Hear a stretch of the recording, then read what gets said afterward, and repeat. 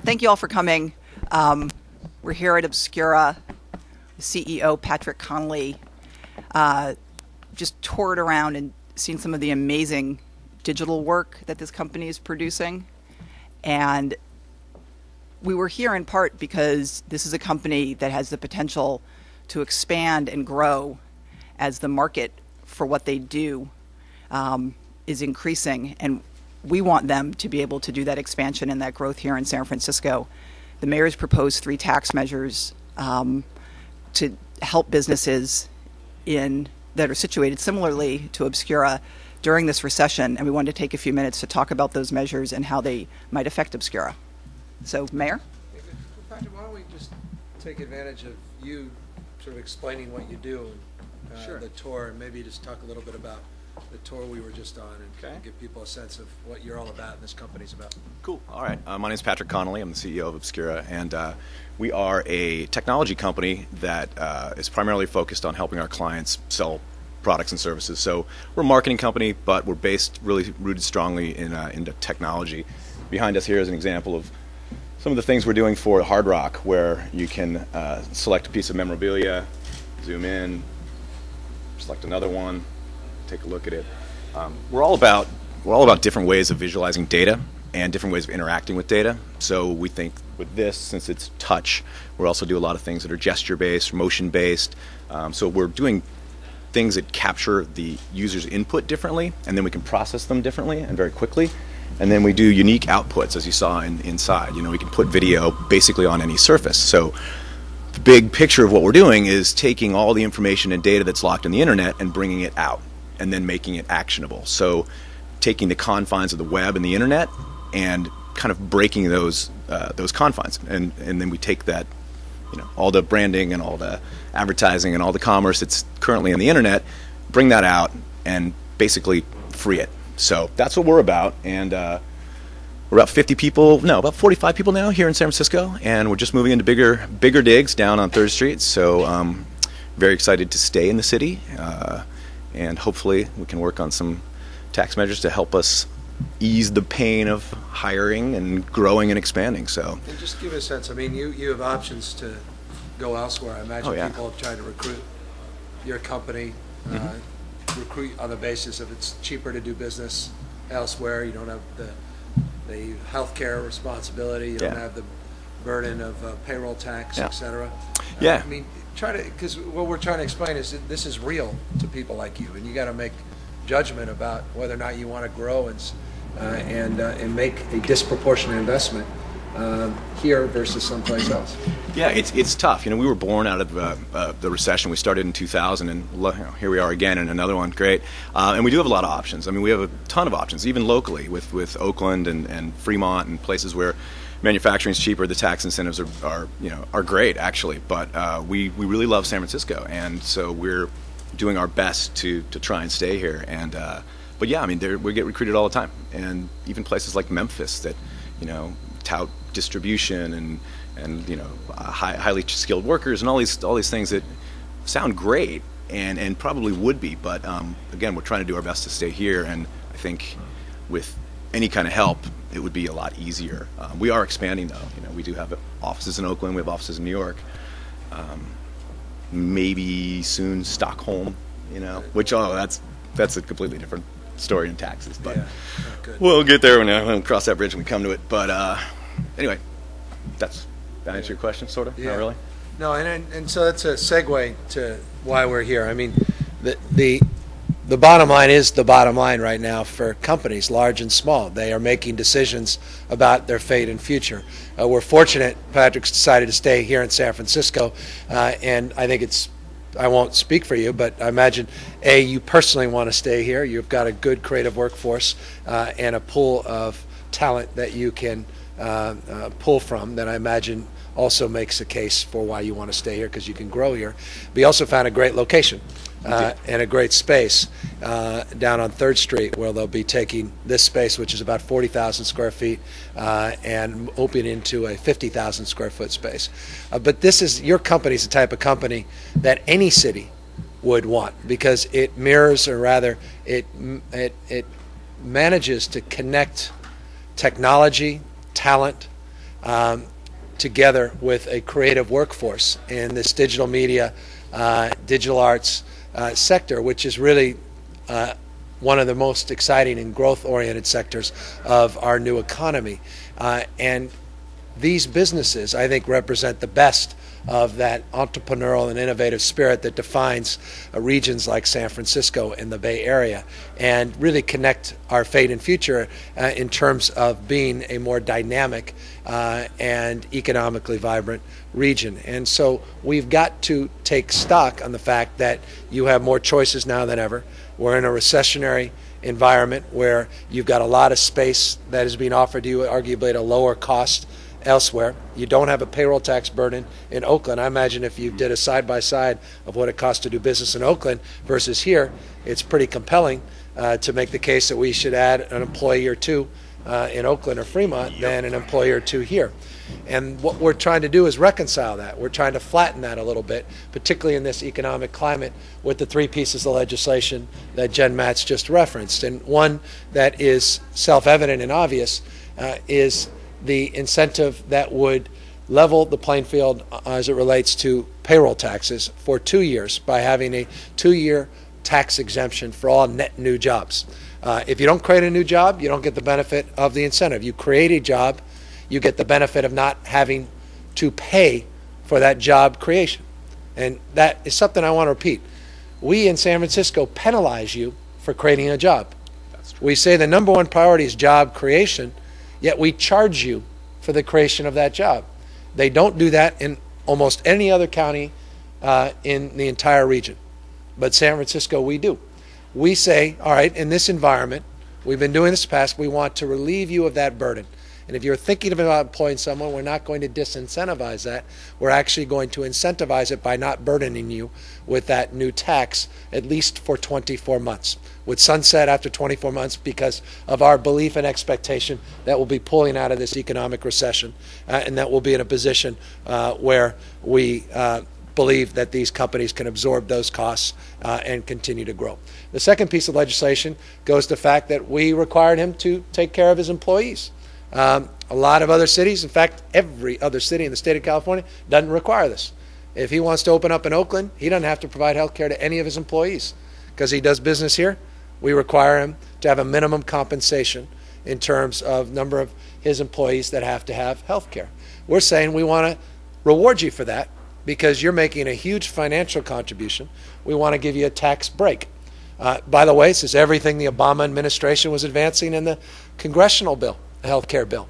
And you'd think in San Francisco, looking to the enlightened leadership of Speaker Pelosi and our House Democrats, we would take note of that and consider a similar incentive. That's the second piece of legislation that we want the board to act on. And the third is an extension of a very successful tax break where we went from 2 companies to 56 companies, and we brought life science and biotech back to its place of birth, where we successfully advanced a payroll tax incentive for the biotech industry.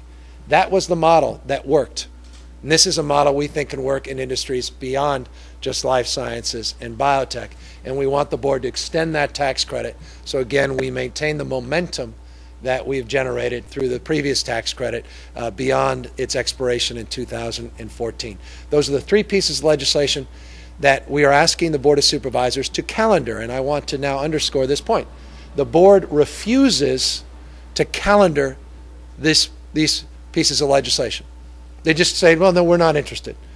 At the same time, some members of the board will criticize the lack of public process and how we need to have a government that is more resourceful to the needs, desires, and aspirations of our citizens by opening up City Hall to be the public's building. Yet here they are rejecting the public's right to even have a hearing, saying, we don't even want to hear from you. We've already made up our mind, says the chair of the committee. He says, this is not going to pass my committee. He hasn't even heard from business leaders like Patrick. He hasn't even heard from the public. Apparently it's not important what they say. We have already determined. You wonder why people get frustrated with public process. If it's already concluded, then why are we even wasting our time with process? And I guess that's the point of the supervisor. Don't waste your time. We already have decided what's in best interest of Patrick and others. We have other things we want to focus on. Now, I appreciate they want to focus on other things, but I don't know of another more important thing than jobs. And I've said this before, as a guy who's created employees, over 1,000 employees I've had the opportunity to create in my private sector life, that you can't be pro-job and anti-business.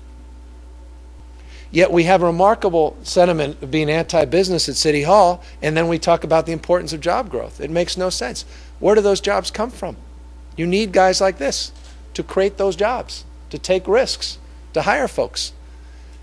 The public has created jobs, and those are represented on the payroll at City Hall. And those are important jobs, but government wasn't created to take care of itself. Government was created as a conduit to the aspirations and desires of the public, our shareholders. And I think it's some time that we start reframing our focus and look out at the needs of our small business people throughout the city that are looking for relief and looking for support. We just need our day at the committee. Vote it up or down. You don't like it, fair enough. But I would ask the public to demand this of its elected officials. If you don't like what one elected official is doing in terms of job growth and creation, what better idea do you have? It's one thing to say no, but do you have a better, more positive and enlightened idea? And if you do, I am all ears and I'm waiting. My door has been open for a year. I've been looking at better ideas all across this country, not just down the hall at the Board of Supervisors. And I hadn't heard much. And isn't it ironic that today there's an op-ed, Chuck Schumer, Democratic senator, writes an op-ed about having a payroll tax exemption for all net new jobs. How the President of the United States is talking about tax incentives to create new jobs. Democrats, not just Republicans, are recognizing the importance of addressing the number one issue that we face, 9.4% unemployment rate in San Francisco. Tens of thousands of people without work, desperate to get a job, but they need someone to give them that job, and we need to support those job creators. This is not a corporate giveaway. This is not Chevron. He would love to one day be a Fortune 500 or Fortune 50 company. On our way. But on our way. But you've got 40 employees, and you want 400, 4,000. We have to steward that. We have to support that. I'm very, I guess, impatient about this because we can't wait any longer. And candidly, we've been waiting too long to do some of these things. I've gone through a very comprehensive process to put these pieces of legislation together. We started this, 7, 8 months ago, Jen? We went through economic analysis report, reached out, looked at best practices across the country, and we've organized it in a thoughtful way. And there's a lot of support for this legislation. We just need the opportunity to have our day. And I really ask the board to step it up and to give us an opportunity to make the case. So that's the purpose of this, and we are very thankful that you opened up your doors and I think gave us an example of what's at stake when companies start making an analysis and making a determination of where they want to stay and whether or not they want to grow in San Francisco. So that's the idea behind today's press conference. Jen, why don't you just fill in any blanks that I have forgotten, and then we'll open up for questions. Sure. If there are any questions on the specifics of the three measures, the new job payroll tax exemption would exempt any new payroll, any new jobs that a business creates in 2010 or 2011. So businesses are able to use their 2009 as their tax base. That is their ceiling for the next 2 years. The small business payroll tax credit for providing health care says that if you are complying with the health care security ordinance and making that minimum expenditure, which is a dollar amount that's per employee per hour worked, that we will give you a one-time $2,000 payroll tax credit against your 2010 payroll taxes as an incentive to encourage compliance, and also to acknowledge that this incredibly important policy initiative is very expensive. What we hear from businesses with that employee range is that it costs between $30,000 and $70,000 a year to provide health care coverage under our ordinance. And lastly, the biotech payroll tax exclusion would create a rolling closure. Currently, that payroll tax exclusion expires in 2014.